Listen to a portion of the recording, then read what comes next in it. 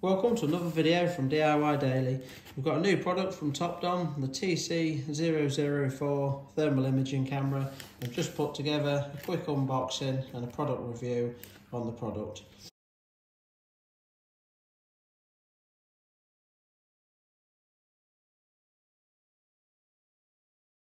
I've had the product for a week or so now, so I've had a good chance to get to grips with it and use it, do a bit of fault finding with it and just try it out in a few different areas. We'll just run through the unboxing, run you through the unit, and run you through some of the pictures that we've taken with it and just show you some of the functions of it. Just before we open the box, just run you through some of the functions that are actually listed on the box itself.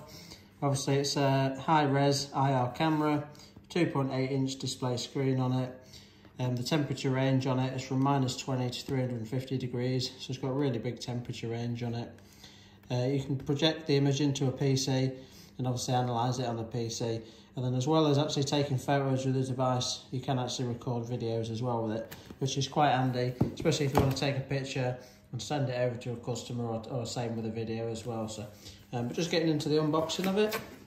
Obviously I've had the unit out, but I just quickly put it all back in the box just to show you how it comes. It comes with a case in there. I haven't really used the case, I've just kept it out so far. And we've got a couple of set of instruction manuals. It's really simple. It's a really nice and simple device to use. I just had a bit of a play about with it and soon got to grips with it. But I did just have a quick read through the manual anyway. The calibration certificate and then the QC certificate as well. So it's quite nice. These Topdon products always come quality checked, so you know when you're getting it. You're getting a decent item straight out of the box. It's all nice and working. We've got a box that comes with a 16GB micro SD card. Obviously the SD card at the minute, I've took it out and I've put it in the device. We've got the USB cable, which is a USB-C adapter. That's for charging it and for connecting it to the PC. Also just the charger. And we've got the device itself. I was really looking forward to using this device. I have had a little bit of a go with some thermal imaging cameras before, but I've not really had a chance to do a bit of fault finding with it and really get to grips with it. So we did have a look at some of the other cameras that you can get in the past, but they're all quite expensive. And this Topdon one's really good value for money. And to be honest, it feels a really good quality product. Like all the other products that we've had from Topdon, they do always feel real nice to handle. They're always sort of made they're quite well built, and they just feel quite good quality.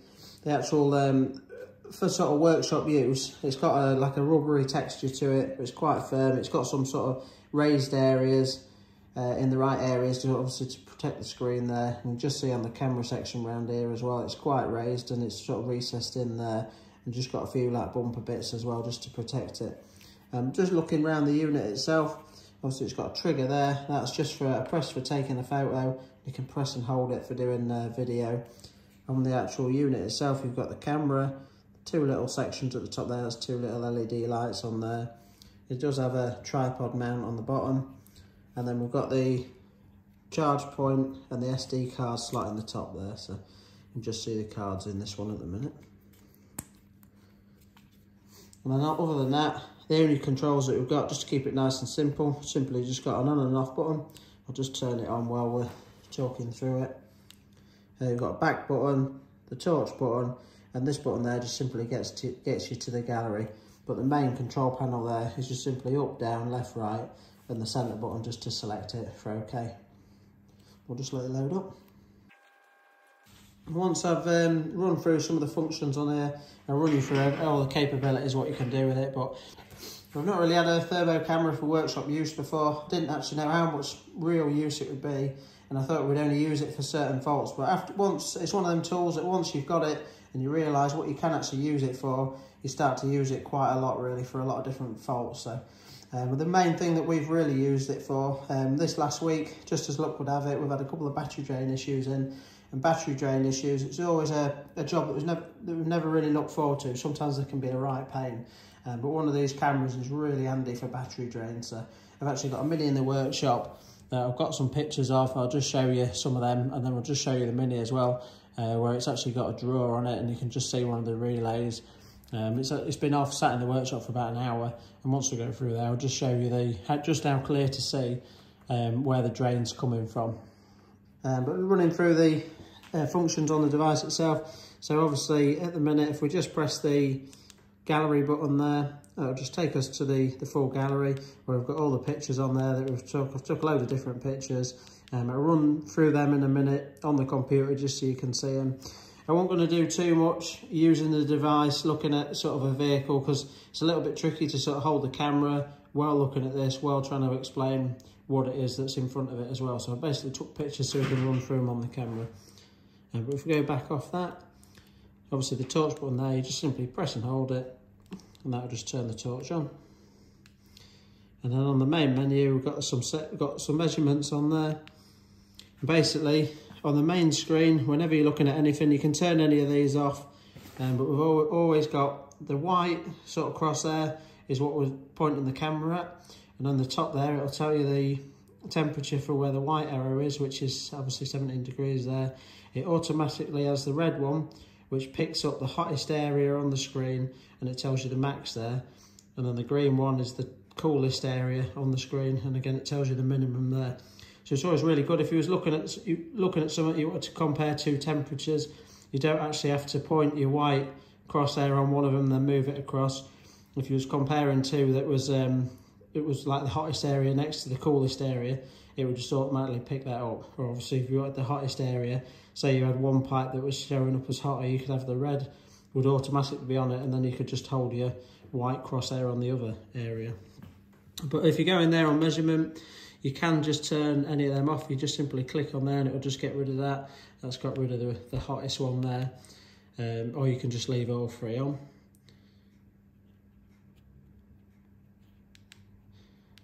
And then you've got your palette there, which is, you can change the actual, how it's sort of displayed. You've got obviously like a white hot, where it'll show obviously the hottest items in white, a black hot on the, they call it iron there, which is the one that I prefer to use it on. I think it stands out the clearest. And then there's like a rainbow effect one as well, but I just prefer it on the iron there. Then we've got the main settings menu. We've got the measure parameter there. Temperature and distance. Going back off that. You've got the temperature scale. Because of the big range on it, you've got a separate one for -20 to 150, and then from 100 to 350. Just depending on the range you're working with. So you've only got two options there, which keeps it nice and simple. A high and low alert. We've got photo setting, just for auto save or not. I always like to just save it. It just, when you press the trigger to take the photo, you just get an option to save it, and you just simply press the center button to save it, that's all. Temperature units, whether you want to change that. Date and time. Obviously depending on what you're using it for, but for workshop use, if you need to send any information to a customer or a lease company or anything like that, sometimes it's quite handy to have the date and time on there as well. Obviously you've got language, brightness, auto power, and then some main system settings. I'm not going to get too much involved into all that. But just for now, we're just going to hook it up to the computer. It's really simple, you just use the USB-C cable. Now when I hooked this up, I didn't need to download any programs or anything like that. I just simply plugged it straight in. It just comes up as a driver. You can just click on it and access your photos straight away. So I'll just get it onto the PC now and just run you through some of the photos before we take it into the workshop. I've just simply got that connected up to the USB-C port there. And so as soon as I've done that, it's just opened a new window. You go straight in there, and then we've got basically all the files on there. I've just set the camera up now, just so you can see each picture quite nice and clearly. Just running you through some of the main sort of uses that you can use these thermo cameras for. Obviously one of the really good ones is for looking for battery drains. You can use it for blockages in exhaust and cooling systems, binding brakes. It's just really quick and easy to use. Obviously all you're doing is just simply, all you're doing is just simply pointing your camera at it. It just stands out a mile off, so it's just really quick and easy to use for looking for faults like that. Obviously hotspots in faulty items, say if you've got like an ECU or something like that, and you've got it there and you've got access to it, and you can just run across it quick, and any hotspots just really stand out. They glow really bright, and then you can just scan over it just to pick the temperature up. But with that, on that camera function, with the sort of red arrow, it obviously always goes straight to it anyway, so it just picks that up quite nicely. Misfires on engines, if you're looking at exhaust and exhaust banks, you might pick up if one exhaust bank is slightly hotter than the other. And obviously if you're on like a V engine, it would be a bit easier to measure, compare one side to the other as well. So, as well as that, other than that, there's electrical connector issues, say like heater blower issues, where you tend to get connectors and it burns out in the connector. Well, obviously normally you're disconnecting them connectors to see where it's burnt out and damaged. With the camera, straight away you'll be able to see that it's really hot in the actual joint there. And the same again with like wiring faults with rear light units, or for any light units. Sometimes they can have air faults and burn up in the connector there. It just stands out when you're scanning the tool over it straight away. One of the other things, aircon faults. I've took a couple of pictures on here what I'll run through, but we've got air conditioning. You can check the temperature and you can just see, it's quite clear when you've got it in.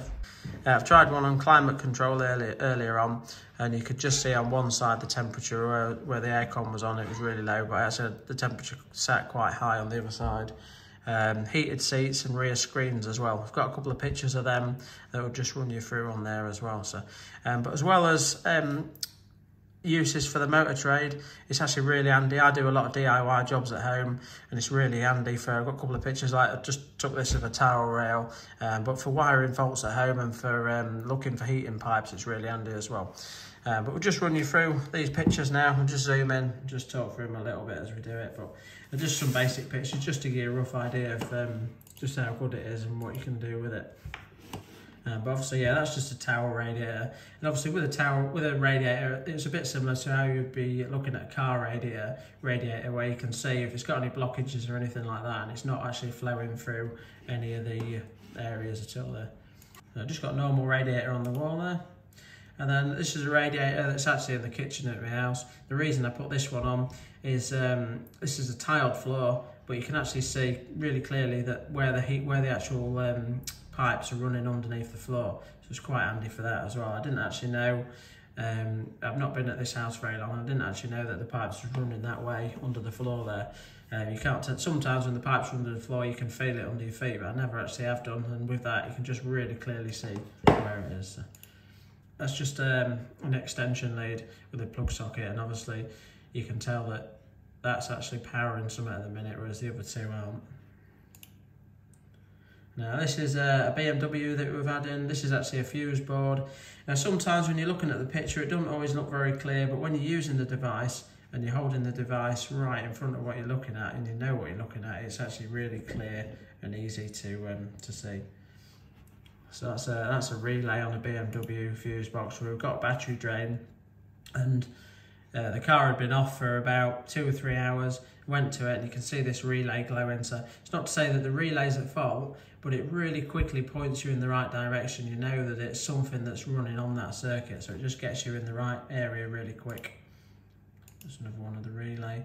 Now this is actually quite far back out the glove box. This is the fuse box with the relay in it, the same one on this BMW, and this is taking the picture from right outside the glove box, so you can see just how easy it is to point you into the right area. I've just literally scanned in the car with the glove box open, and you can just see that heat area, the warm area, sorry, right at the back there, and then it's just pointing me to that right at the back there. So you can see it didn't even touching them, it wouldn't have stood out really clearly to how hot it was, because it's actually only reading still only about 17 degrees, but it does just show that it's actually drawing and some power's going through it.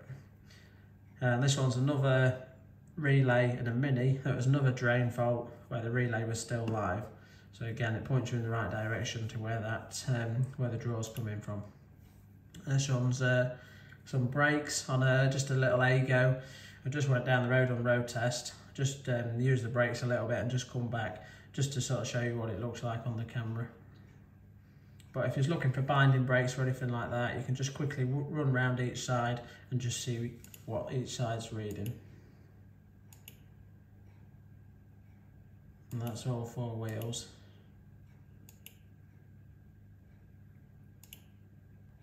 Again, this one's another relay in a fuse box. This one's the Mini that I've actually got in the workshop at the minute, which once I've run through the photos, I'll just go through and just show you that.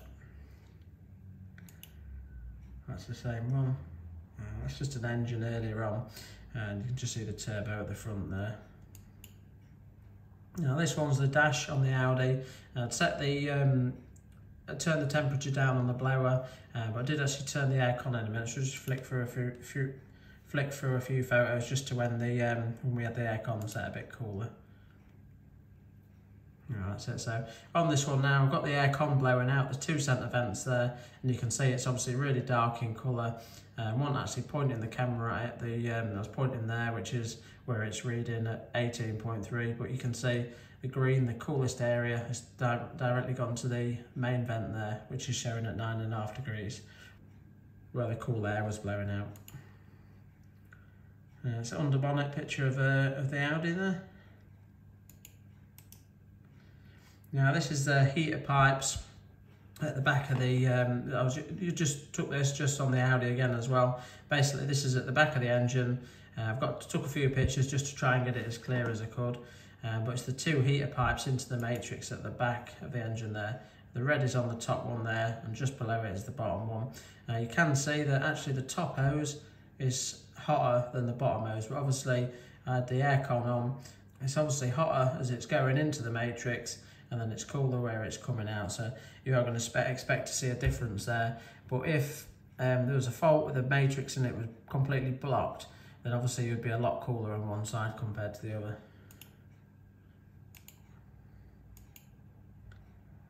It's an alternator down there. And then we've just got the header tank on this same Audi. You can see the coolant pipes there. Another one at a different angle of the alternator.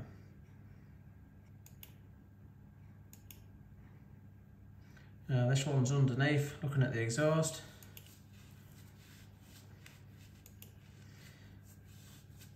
This one's a little bike that we've just got in the workshop. Just put that on, just had that running a few minutes as well, just to get an idea what that looks like. And this one's a heated seat.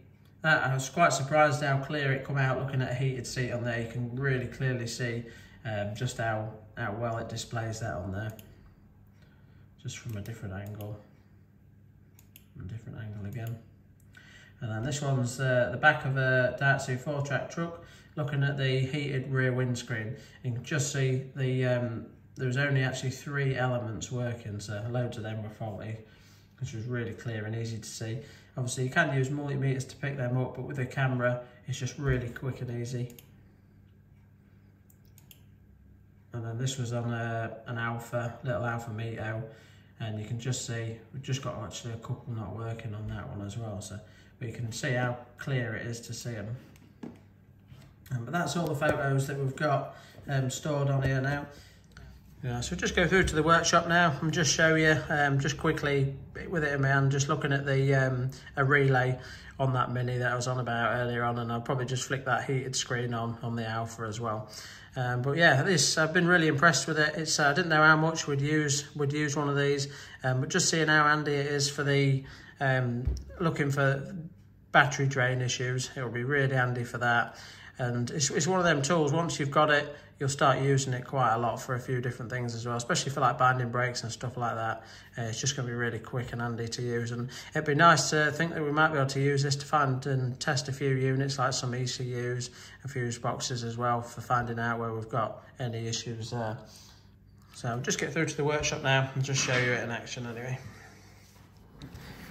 Right, so just flick the heated rear screen on this Mito, but just while that's warming up, I'm just going to show you the Mini that we've got. So basically we've got a, obviously just looking at the engine bay here, we've basically got a relay in there that is drawing power. So this has been stood for probably an hour and a half, 2 hours now. But just looking at the device, just using the scanner there, you can just see it just stands out that it's glowing around that area there straight away. And if we just open the cover up,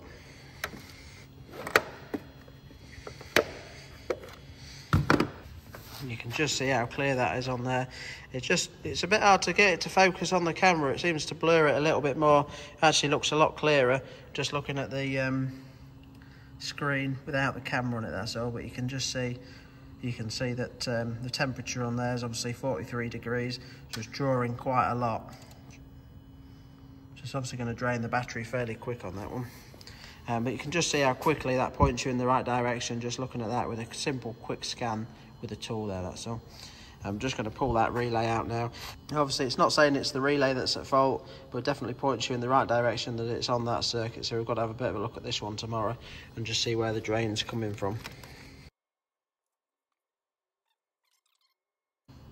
And I can just see as we took it out now, obviously it'll still be warm in that area on the box, but you can just see that obviously the relay there on its own is still just got to cool down yet. I'll just leave that out I'll just leave that out to stop it draining. Just go back over to the Mito.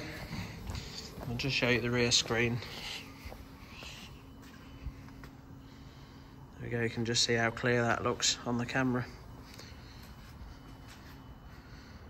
Yeah, I just thought I'd put the video together just in case anyone was thinking about getting one, wanted to have a quick look round at the sort of functions and how it works.